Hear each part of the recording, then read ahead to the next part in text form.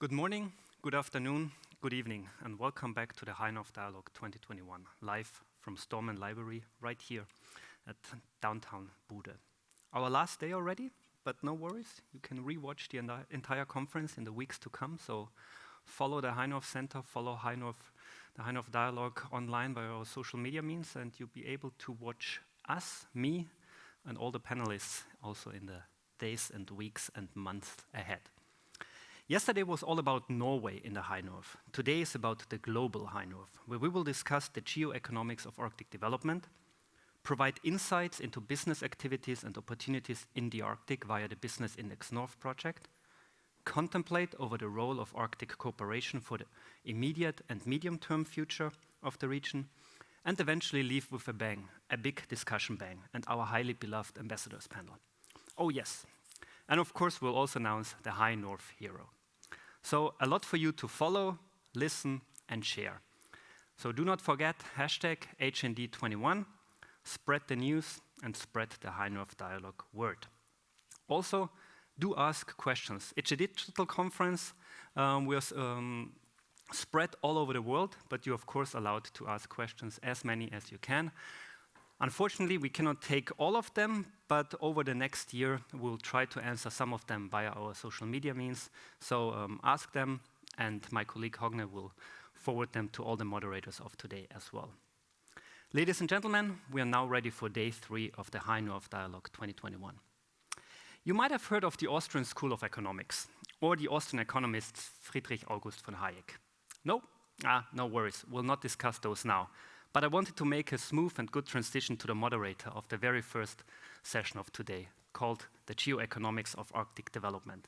And I guess you know who the moderator is. It's me. But before we start the session of today, a rather complex matter of the geoeconomics of Arctic development, we couldn't go bigger. We'll first watch a video by the Arctic Economic Council, which will be shown in a second. Film up. The world is changing fast. The megatrends of population growth, urbanization, and digitalization is affecting us all. Many of the solutions to the global challenges of the future are found in the Arctic. The region only has 4 million people, but with its unique geographical location, it connects 90% of the world's economies. The Arctic Economic Council is a unique business organization with members from all over the world. The Arctic Economic Council champions sustainable economic development. Some people think all economic development is at the expense of the environment. That is not correct. The Arctic track record stands to prove that economic development can be sustainable and responsible.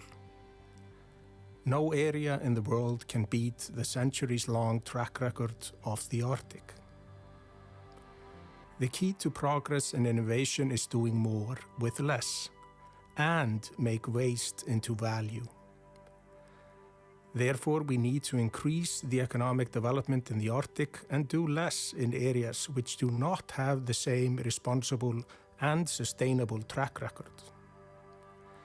In recent years, we've seen banks blocking investments in the energy sector in the Arctic, and companies taking a pledge to stop shipping in the Arctic. These trends do not benefit the people of the Arctic, and they harm the environment. Sustainability is also about the people living and working in the Arctic. Sustainable development is about investing in humans as well as in companies. We need to invest in better infrastructure in the Arctic.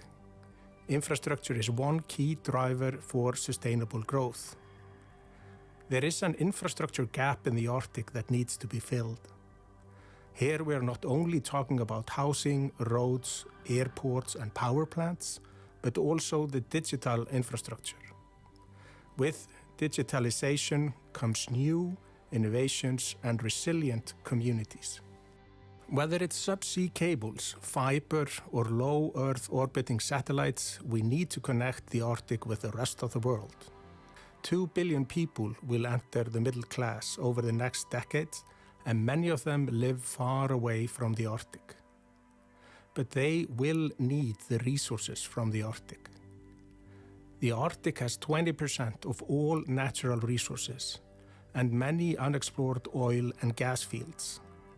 Here there is food to feed the world and energy to power the green transformation.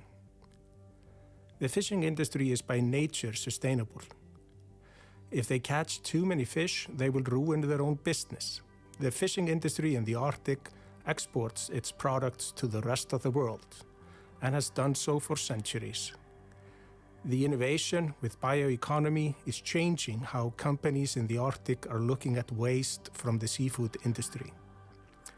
The raw materials needed for the green transformation are all over the Arctic.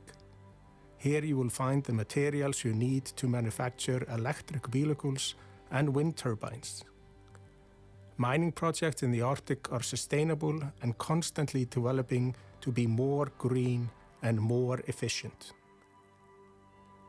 The Arctic region is rich on energy, from oil and gas to renewable energy like hydro and wind. This energy is exported to the world. In the Arctic Economic Council, we call for better, more favorable, and more simple conditions for business in the Arctic. The people of the Arctic have a lot in common, and we need a harmonization of standards and regulations. We must eliminate barriers for growth and ensure a free flow of trade as well as free flow of information. The Arctic is home to many small and medium-sized enterprises. These have the potential to grow into the next big players of the future. The Arctic Economic Council promotes and supports the Arctic Investment Protocol. The protocol offers guidelines for responsible investments in the Arctic for business and investors. These guidelines reinforce the need to respect local and indigenous communities, protecting the environment and strengthening cross-border collaboration. The world is changing faster than ever. The Arctic provides the solutions to the global challenges. The Arctic Economic Council helps to facilitate sustainable economic development for the Arctic region.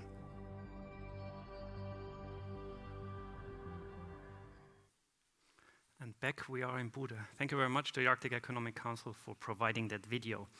The geoeconomics of Arctic development. I could probably talk about that myself if I know more about that, but I don't. So we invited some high-level discussants to join us today, both digitally and physically here in Bude. But first, I want to welcome our panelists joining us from all over the world. I want to start with Switzerland, Geneva, and former Norwegian Foreign Minister Børge Brende, and since 2017, President of the World Economic Forum. Welcome, and grüezi, as Swiss would say, I guess. Good morning. Bonjour, Hi. as I would have said in Geneva. Are you in Geneva? Of course. From Moscow, we have Irina Gaida from the Moscow School of Management, Skolkovo. Hi, Irina. Welcome. Thank you. Good morning. From the Arctic Economic Council, we have the new director here and the former director here with us in Bude, but I welcome the new director up in Tromsø, Mats Kvist Frederiksen. Sorry. Hi, Mats. Good morning. Hi. Thanks for the video. I told you when introducing and when starting off the conference that we also involve students and try to involve students in every session. We also have a student with us this time from our joint partnership program with MGIMO University and East China Normal University in Shanghai. But he is not in Bude, he is not in Moscow, he is not in Shanghai. He sits somewhere in Slovakia. Hi, Philip. Hello, very good morning. You are joining us from where? I'm joining you from Slovakia, from the Central Europe. Yeah, which town? Bratislava? From Žilina, northern part. All right, okay. Hi. Welcome. And I promised we also have one guest here joining us physically, Felix Tschudi, owner and CEO of Tschudi Group. Welcome. Thank you very much. Great to have you with us. As I said before, allow me to quickly put the entire debate into some broader context. We called it the geoeconomics of Arctic development. Geoeconomics, what a big word. I guess as an academic, I could talk for hours on how to define and how to determine what geoeconomic means. Basically, what we try to do here is how does Arctic economics, how do Arctic resources fit and play out on the global playing field of international politics, international economics. So my idea for that, for the first few intro statements, the few minutes we give each panelist to discuss the topic, is that we try to put the Arctic and Arctic development, Arctic resources in broader global economic megatrends. Megatrends, it's another big term. Consultancy and also some academics earn big money with such megatrends and reports that define megatrends. Of course, there are many more, or there are many megatrends out there. What I want to discuss today a bit with my group is the topic of multilateralism and how multilateralism is under strain. We all know the topics, the rise of China, potentially the decline of the United States. What about Russia? What about the European Union, etc. Of course, another mega trend we are all affected, or have been affected over the past year, is COVID-19. But also COVID-19 had some positive effects, and as it accelerated the digital revolution in a way. And this acceleration of the digital revolution also had an impact on economies and society. And the third one, also directly related to COVID-19, is of course an ongoing green shift, the topic of sustainability, and how those matters also affect the economies of the future, and also the Arctic, of course. And I ask each panelist to keep some of these mega trends, or at least some broader developments, in mind for the intro statement. However, enough from me. I want to start with Switzerland and Geneva, and Borge Brende, President of the World Economic Forum. The World Economic Forum, I think in January, published their 16th edition of the Global Risk Report, also trying to assess on what's going on in this world, and has been for the past few decades from an economic perspective. I look forward to your intro statement. Welcome. No, thank you so much, and thank you for inviting me to this important conference. You know, if you put 5 economists in the room, former Professor Assar Lindbeck, Swedish economy professor, said you will have 7 to 8 different views. So, of course, it's not an exact science, but I think we are seeing some global trends that we could all agree on are taking place. One of them being the fact that we're faced with a world that is more fractured, and also a polarization, thinking about the geopolitics. This has been going on for some time, but we really need more cooperation, especially in those areas where we have common challenges. So we all know that, for example, COVID-19 doesn't travel with a passport, doesn't even respect borders. So COVID anywhere is COVID everywhere.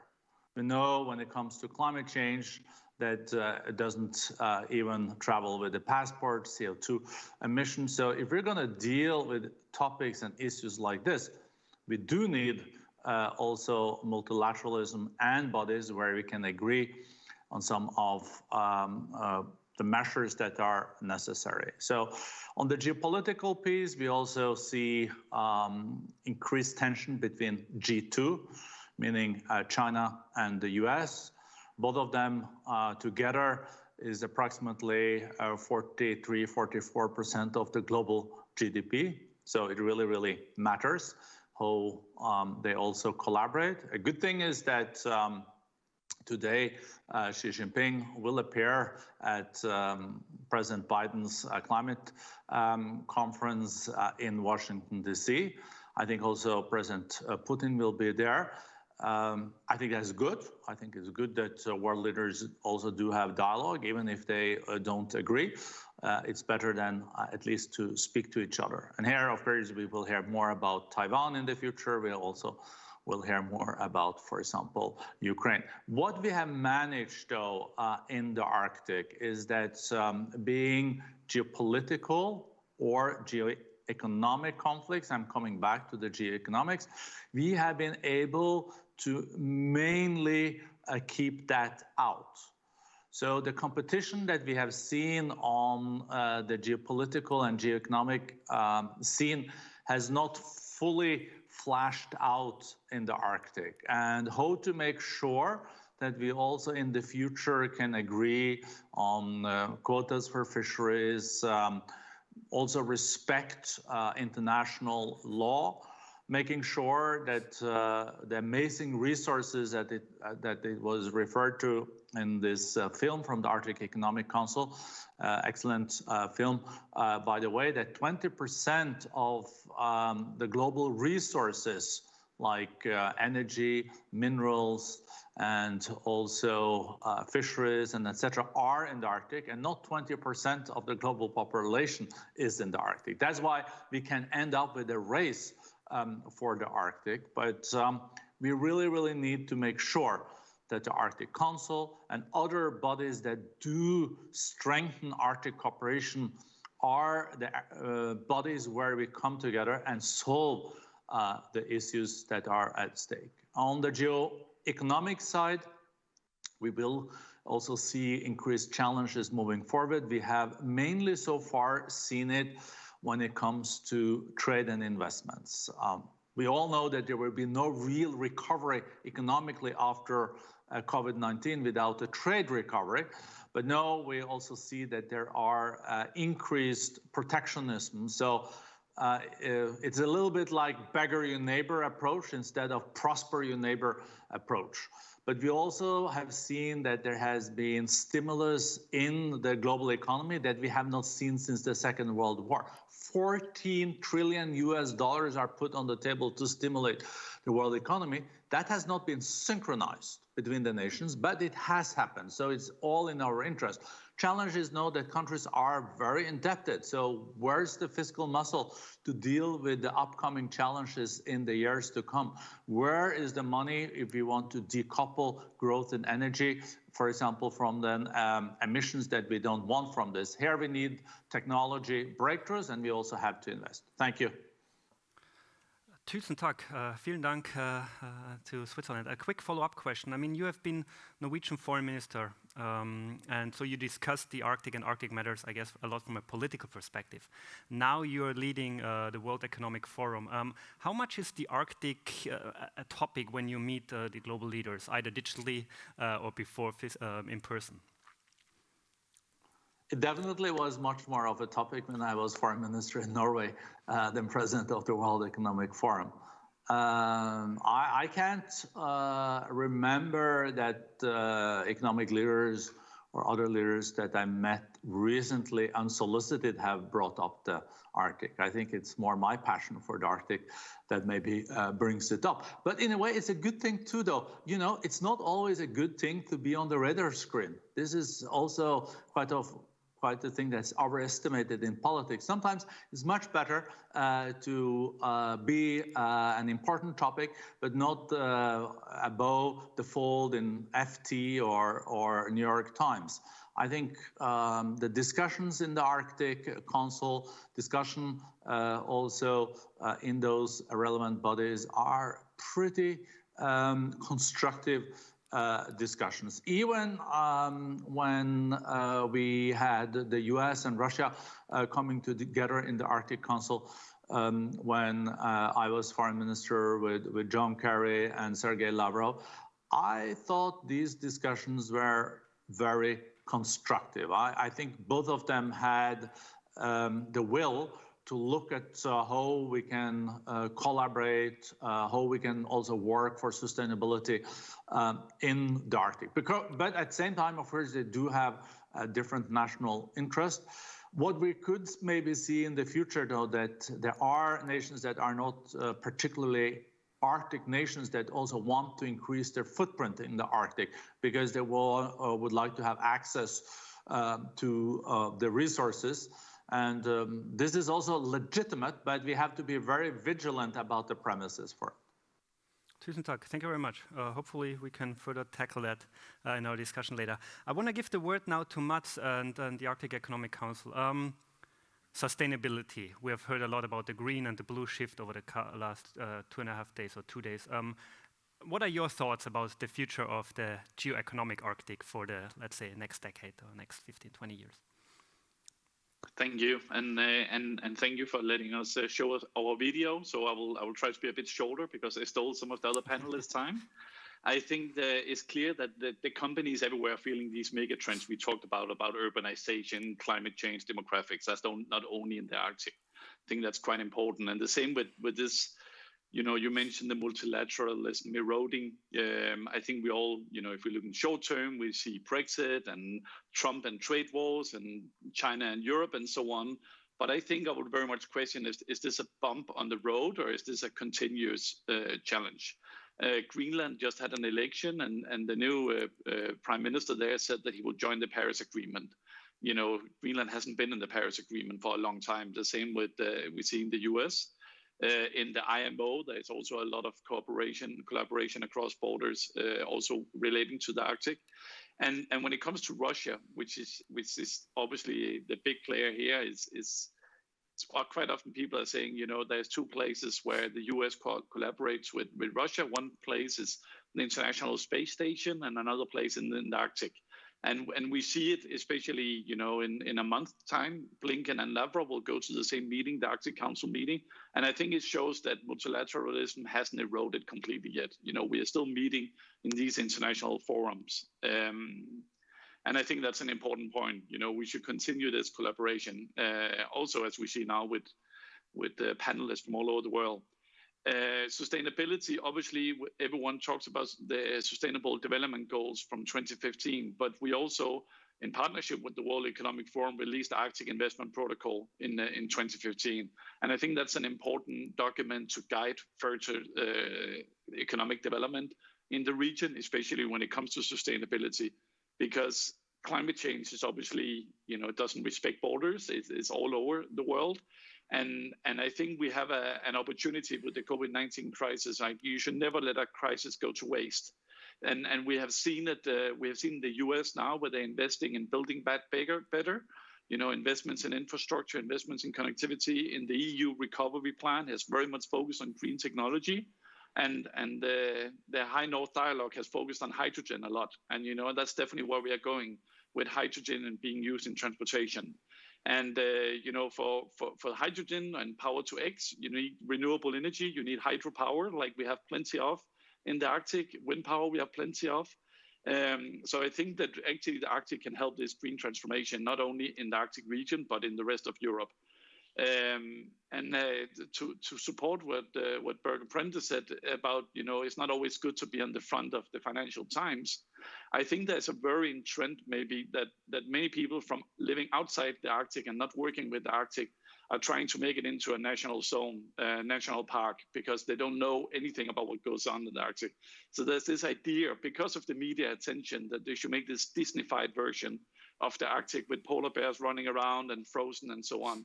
But the Arctic is not a closed snow bowl. You just shake and see the snow. I mean, there's also 4 million people living there. It's companies working there and operating there. So I think when we talk about sustainability, we have to be careful we don't talk about just closing down the Arctic, because this call for a sustainable Arctic, I often hear from people not having anything to do with the Arctic. That being the bank investing there, it's being the Nike when they say they won't ship in the Arctic anymore. H&M went out to say they will not ship in the Arctic. And I think that's a big issue, because sustainability for us is not about economic development. It's also about creating jobs for people. It's also about having life for the people living in the Arctic. And finally, I just want to say, if we look ahead, where's the sustainability agenda going? I think if we look at the Arctic, we have some perfect cases of, for example, the bioeconomy, where in the old days you would throw away, half of the cod or half of the shrimp, and now you're using it to make enzymes. We have a great company here in Tromsø, Arctic Science, that are using leftovers from cod liver to make COVID-19 tests. So that's a company that's existed for 36 years, and now this year they finally went on everyone's radar. So I think bioeconomy is one way. Vertical farming, I think, is an interesting place to look at. You need renewable energy. You don't need too much sun. You just need a lot of space and renewable energy. We have plenty of that in the Arctic. And then we don't need to transport. And then I think, finally, I just want to say the digitalization and the connectivity. It was also in the World Economic Forum risk report about this digital divide.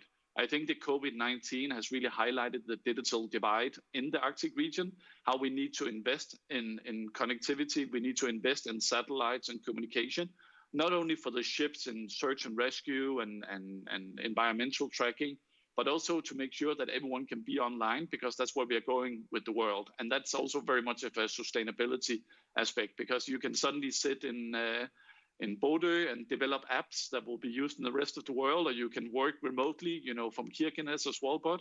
So I think that's an important aspect. Thank you very much. Tusen takk. Thank you very much. We definitely have a lot of space up here in the north. Also to you, a quick follow-up question. I mean, I deal a lot with the European Union's Arctic interest, and you're totally right. Newspaper headlines are very much about climate change in the Arctic or conflict in the Arctic. And we're all aware, living up here and knowing about the economic opportunities in the Arctic, manifold, multidimensional economic opportunities. But how do you sell that sustainable Arctic to an audience, let's say in Central Europe, that is very much focused on the climate change aspect? I think that's we have the EU Arctic strategy coming up in November this year. And I think one important aspect is we should stop in the Arctic. For us who lives here, we know that collaboration and cooperation is the most important. We are so few people. We need to cooperate, across sectors and so on. And the interest is for the commons, the whole society. And I think we need to put the Arctic in that perspective in the European Union to say, this is for the whole European community. The Arctic is relevant. There's this cliche that we hear everywhere that what happens in the Arctic doesn't stay in the Arctic. So when the ice melts, the glacier melts because of climate change in the Arctic, the effects will be felt in Europe. But also, I think we need a more positive twist on this, that we are more than just polar bears and beautiful northern lights, that we are a place that actually can deliver the solutions to Europe. So I think it's about keeping a positive twist and then looking above the Arctic. Thank you. Tusen takk. Thank you very much, Mats. I now want to give the floor to Irina in Moscow. We heard a lot about sustainability, green shift, of course. The European Union has, the von der Leyen Commission has issued the European Green Deal shortly before the COVID crisis. So how do you put all this development into an Arctic energy context? Thank you very much for the question.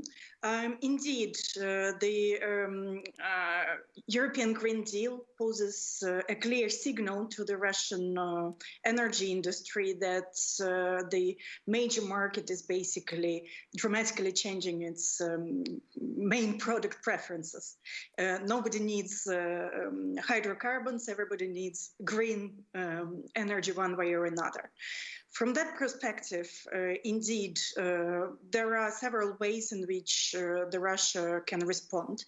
One of them is obviously turning to China, and with improvement of the shipping conditions along the Northern Sea route, it's actually becoming increasingly feasible, even without major icebreakers to accompany the delivery of the ships. Two of the largest LNG projects in Russia are co-financed by Chinese investors, and the country is still hungry for gas, which is a step up from their current coal power generation. Therefore, also there is an opportunity of connecting the Yamal producing region to the west border of China through the pipeline. I think that will provide lower carbon footprint delivery mechanism and also enable partial decarbonization of the Chinese industry in the western part of China, which is difficult to reach and expensive to reach with gas deliveries from LNG and onshore locations. On top of that, I think over the 2020, the climate topic gained importance in the Russian business and regulatory circles, and you can also see that reflected in yesterday's speech of President Putin in his address to Federal Assembly. So there are serious considerations of making Northern Sea Route actually a low carbon shipping solution. There are debates around what it actually can mean.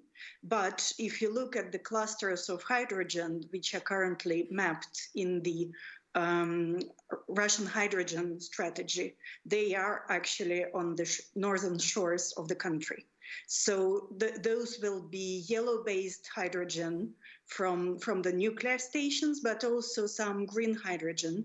And major developers of hydrocarbons are part of that ecosystem working on making that possible. And of course, the LNG as a fuel for shipping is also reducing the carbon footprint versus other solutions. Not to say that if you pure measure by miles, Northern Sea Route basically cuts approximately 1/3 of mileage if you look at the delivery from China to Europe. So if you're looking to reduce the footprint of goods, it's actually just one way to optimize the route. So that's on the on the kind of turning to China part. But indeed, the country is looking also to continue the dialogue with the EU. And as I said, there will be some experiments in the north with the green hydrogen production. Right now, primarily to kind of look at how it can work and maybe use it as fuel in the mix to reduce the carbon footprint of LNG deliveries. But who knows, maybe people start seeing kind of a big opportunity there.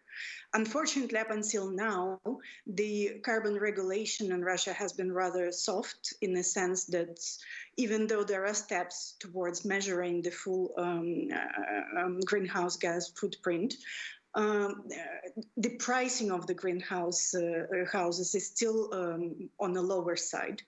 For example, in the Sakhalin experiment, which has been used as a territory to test the possible greenhouse gases regulation, I think the pricing will be about $2 per ton of CO2, which is very far away from what it needs to be to make larger projects economically feasible. And I think the final kind of point that I'd like to make, I think people increasingly start to look at the adaptation strategy for the Arctic, because as we all know, the impact of climate change is felt much faster on the northern shores of the country. And even if the oil and gas producing infrastructure has been built with kind of enough security to prevent any major breakages, I think it starts to be felt in the roads infrastructure, in the housing infrastructure, and other aspects of that. And hopefully there will be more research and more targeted economic action to address those risks. But I think, frankly, for Russia, there needs to be a signal that the Green Deal is not just geopolitics, and that Russia can be a partner on finding a low-carbon solution, also in energy. And one of those signals can be that the policy becomes technologically neutral. If we are looking to take carbon out as fast as possible before 2050, perhaps it makes sense to try to test all solutions, not only the windmills and solar panels. So I guess that's all I wanted to say at this point. Spasiba. Thank you very much. Also, to you, a quick follow-up question. I mean, when we talk about Arctic energy resources and Russian Arctic energy resources, we talk a lot about exporting them to world markets, European Union, China, etc. But what about using these resources to develop the Russian domestic economy and like using all kind of energy resources to really strengthen production within Russia, for example. Is that a topic that is discussed in Russia? I think indeed the targets of ambitious economic growth are still there. But if you look at how the economic development plans are, major regions with high quality universities and schools and the population with good engineering and skills is not in Arctic. So it's actually extremely difficult to build a major industrial center there, with a few exceptions like Norilsk, which I believe is quite unique city in this respect. So the concept is more, okay, we have access to resources. It's not like we have deficit of them. It's going to be enough for both export and domestic. But the development opportunities are more within kind of European part or Urals. And I think we all know the constraints that Russia currently experiences. The access to capital is limited. Access to some technologies is limited. Nevertheless, we still do have some clusters of innovation and development happening, including, for example, we have coming from Russia one of the first automotive well, actually not cars, but automotive agricultural vehicle system solution. So basically self-driving agricultural machines. Who knows what else will come out of that? All right, thank you very much. I'm now make my tech crew a bit nervous here because I'm not moving to Slovakia first, but I first want to give the floor to Felix. Exporting resources from the Arctic, I think that's your business. That is correct. Thank you so much for letting me speak on something which is very, very close to my heart. So we all know that every given accident in the Suez Canal illustrated the need for alternative transit routes between the world's main oceans and markets. The Northern Sea Route, NSR, is one such possibility. It turns a freight disadvantage into an advantage for a wide range of vessels and cargoes between the North Atlantic and the North Pacific. But to be recognized as a viable transit route, the Northern Sea Route needs more regular international users who are allowed to collect and deliver cargoes both inside and outside Russia, which is so dominant in Russia in terms of in the Arctic in terms of space. With increasing cargo volumes, more ice-class vessels will be demanded and built, which is a precondition for a functioning freight market. The Arctic requires port infrastructure, such as the ongoing work in Murmansk and Arkhangelsk, but also in northern Norway and in northernmost Far Eastern ports. In addition, north-south connections through the Russian river system or by railway, such as the Arctic Corridor project from Kirkenes through Finland to Europe, should be further developed to utilize the potential of the NSR. The Arctic region is a region where gas and clean energy meets minerals and metals. Its vast resources of natural gas and a great potential for renewable electricity from wind and hydro can be converted into blue and green hydrogen. By combining these input factors, the Arctic could become a platform for green industrial processing. One example is the Swedish iron ore producer LKAB, which by 2026 aims to produce absolutely emission-free steel employing green energy. That project also illustrates the challenge of green processing, as it at full capacity will require electrical energy equivalent to 1/3 of Sweden's present production. So lack of green electrical power will be an issue in the Arctic as everywhere else, which needs to be solved. Russia has presented one solution in the form of a floating nuclear power plant installed by Rosatom at Pevek. Other solutions can be extensive onshore and offshore wind farms based on the enormous wind resources of the region. In the medium term, low-emission semi-processed products combined with sustainable shipping solutions and short transportation routes to the main markets could turn the Arctic into one of the world's green solutions rather than the opposite, as is sometimes argued. This vision of the Arctic involves higher value processed products, creating more resilience through the commodity cycles, securing stable employment opportunities for the more than 4 million people living there. It creates the basis for retaining young people, which is the precondition for viable Arctic communities, whether they are indigenous or not. The aim must be to create livable and thriving Arctic societies while supplying the world with environmentally friendly products produced in sustainable ways. Russia and Norway and their Arctic neighbors have a common interest in working towards such a goal. Historically, these two nations and the Arctic nations have always had a good working relationship in the north, and we should not let the present geopolitical storm stop this mutually beneficial and logical development. Thank you. Thank you very much. Maybe also a quick follow-up question to you. You mentioned Suez and the Suez incident. A provocative question now. Do we need more of such incidents to make Arctic shipping more of an international topic? Oh, we don't need more incidents like that, of course, because that is not good for shipping either. So, but what will, I think, develop over the years to come is the understanding that the Northern Sea route or the Arctic is a route which is opening up, because it is opening up unfortunately, due to climate change, and that will, when the shipping community, cargo owners realize this, there will be more vessels available, and when there are more vessels available, there's more choice, and there is a market, and slowly, that route will be better known and used. All right. Tusen takk. Thanks. And now, for the last intro statement, back to Europe, Central Europe, Philip. When you hear all these thoughts on the future of the Arctic, what are your thoughts from a young student perspective?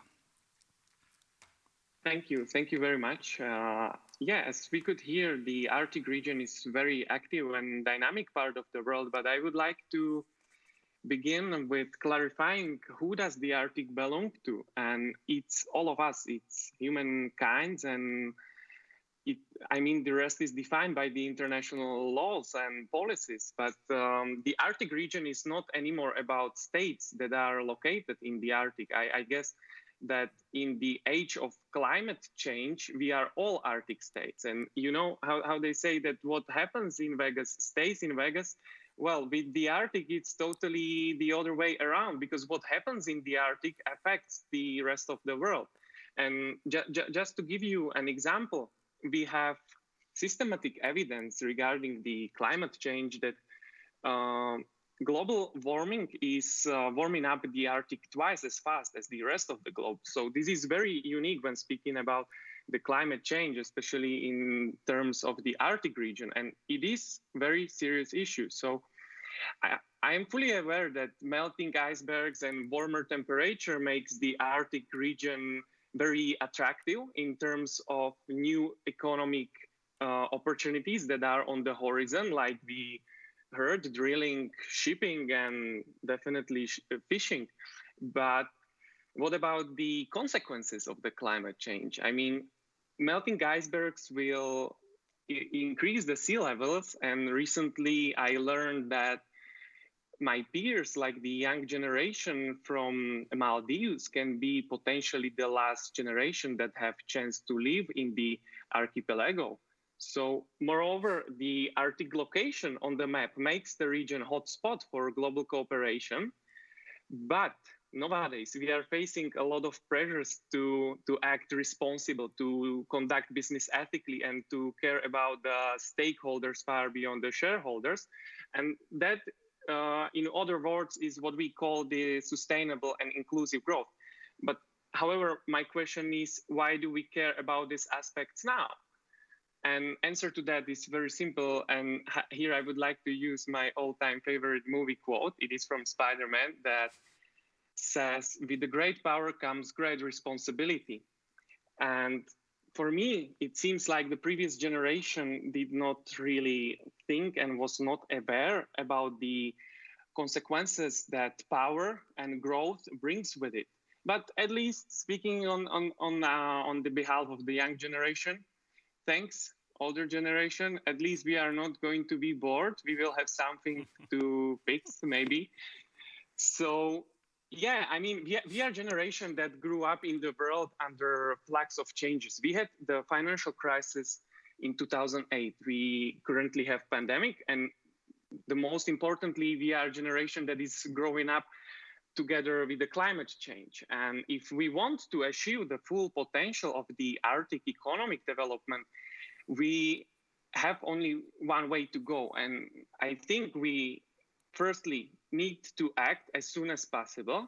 Then we need to resolve the conflicts that we have, and we need to empower trust among the member states in the Arctic region, because there is, very thin ice between geopolitics and geoeconomics. And I'm very afraid that conflicts we have outside the Arctic region can get inside the Arctic region. So in my perspective, from the long-term and historical point of view, yeah, Arctic is one of the most peaceful regions in the world due to a lot of cooperation efforts in the past.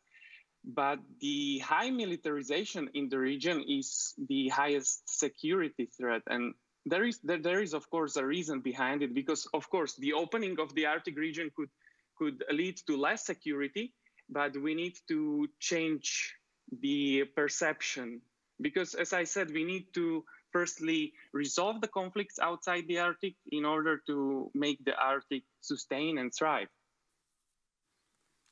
Thank you very much. I mean, you talked about sustainable development, sustainable growth, inclusive growth.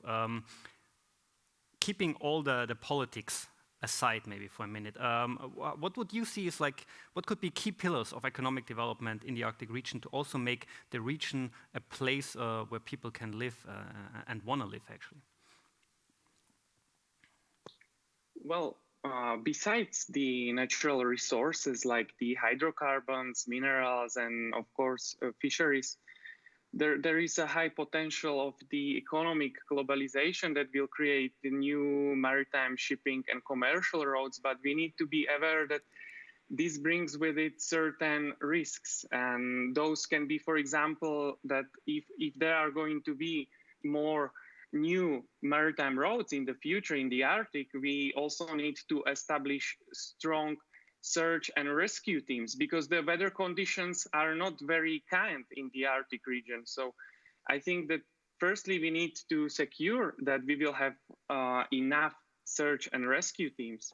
And in addition to that, also another pillar could be probably the condition of the climate in the Arctic region that could host data centers, as we know that the digital transformation and the ICT development is happening all around the world, and the data servers are very, very kind working in this Arctic climate. Thank you very much, Philip. I don't see my colleague Hogne with any questions from the audience, so I will just continue. And maybe start with Borge Brende in Geneva. I mean, before COVID-19, climate change was the topic in all over the world, at least in Europe, this very much deciding also a lot of elections. When you hear young people think about the Arctic, when you hear global debates about the Arctic, from an economic perspective, and maybe going from the geoeconomics more into regional economics, how can we, as an international community, develop the Arctic sustainably, not only for the world, but also for the people living up here? Firstly, I would say that I think the COVID-19 has been a reminder of how vulnerable we are on our planet. This pandemic has stopped economic growth. It has also had huge impact on a lot of humans. And it should then be a reminder to all of us that we really, really need to also take climate change, that is maybe the next kind of pandemic that we are faced with, very seriously. But I'm not a pessimist. I also think there are ways of dealing also with climate change, but it's not possible to deal with it if you don't take it seriously. I think that was part of the problem earlier on, that you just said, okay, maybe we'll fix it later. The cost of inaction far exceeds the cost of action, but there are some also positive developments. Look at the last decade. In 10 years, the price of solar has fallen to 1/10. On wind, the price of wind has fallen to 1/7. And there is no reasons why we will not have technological breakthroughs also in other areas. In the future, maybe green, hydrogen, and others. But of course, you also have to pay a price then for the emissions. If you don't use the market economy to price the cost of emissions, you will not have the incentives to also introduce the breakthroughs. This should be common sense, but obviously common sense is not that common. So this will be extremely important in the years to come. But many countries also have seen now the cost of climate change already. If you look at, for example, Inner Mongolia in China is really been faced with droughts that are unparalleled. I think this is also a stark reminder to the world leaders that they need to take action today and not tomorrow. This needs to be a decade of delivery. So the NDCs, these national goals for then mitigating CO2 emission, greenhouse emissions, have to become more ambitious. And with President Biden there, I think there is also very ambitious plans now from the US. We do expect President Biden to come up with very ambitious NDCs and plans this morning in DC. And if the US sets that stage, I think it also will have be quite consequential. And of course, also the US have seen with wildfires, but also with very unruly weather, that there is a price.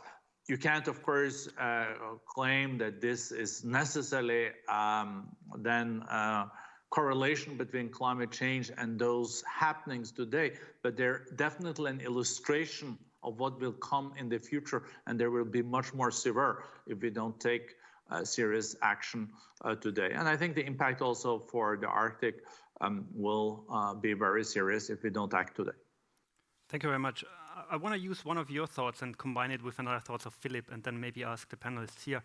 Technological revolution, digital revolution of the years behind us and also of the decades ahead. How will that affect the Arctic from a broader economic perspective, from a shipping perspective, from an energy perspective? Any thoughts from you on maybe the digital revolution ahead? If you read shipping news, there are exciting stories about the digital revolution. How has that an Arctic effect, maybe? Yeah, but just before that, I just want to clarify one very common misunderstanding, which was, Philip, I think you in a way repeated it a little bit, is that the melting Arctic is not caused by activity in the Arctic. The melting Arctic is caused by activity outside the Arctic, influencing the Arctic. And the Arctic can actually be a part of the solution to this problem. So just because I think it's a very important, or it's a very common misunderstanding, so I just wanted to try to rectify. Now, when it comes to digitalization, of course, digitalization is just impacting everything, and shipping also, and to a major way. I mean, we're talking about or using digitalization to make the running of existing ships more efficient, you know, to a large extent. We're talking about autonomous vessels. We're talking about virtually every part of the chain of shipping and transportation being digitalized, and that is and it's really gaining momentum as we speak. So I think this will have a major impact on emissions, efficiency, and so on. Of course, that will benefit the Arctic in the same way. Maybe Matt, raising your hand. Yeah, I think when we talk about connectivity, and it's just a follow-up from what Philip said about data centers and so on. Because it's a thing that is often being thrown out, you know, let's build data center, obviously, because it's cold and a lot of renewable energy. but we really need to invest in cables and fibers and so on. And this is one of my key points, is there's not one Arctic. We have to be careful when we sit in this group not to talk about, the Arctic in Alaska, or Nunavut. Iqaluit is the same as Reykjavik in Tromsø or Murmansk. I think that's a difficult task in these events, is we talk about one Arctic, and especially when we talk about digitalization. Obviously, artificial intelligence in shipping in the Northern Sea route, yes, definitely will come, and it will be more in the future. But will we have the digital divide in Alaska and Northern Canada? Yes, definitely. Also, where it's super expensive just to have a 500 megabit connection. Not the whole Arctic has 5G internet.